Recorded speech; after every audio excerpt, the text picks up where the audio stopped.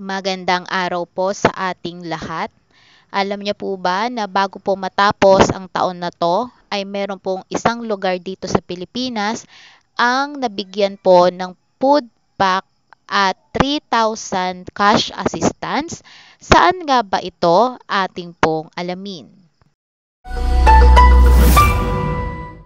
Ang Department of Social Welfare and Development Field Office 3 ay nagsagawa ng cash for work payout sa lugar ng Capas, Tarlac. Nasa 1,500 indigenous peoples ang nabigyan ng food assistance at family food packs.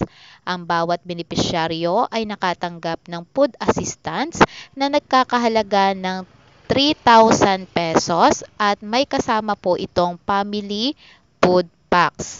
Ang Cash for Work program ng DSWD ay tumutulong sa bawat benepisyaryo na masuportahan ang bawat mahihirap na Pilipino.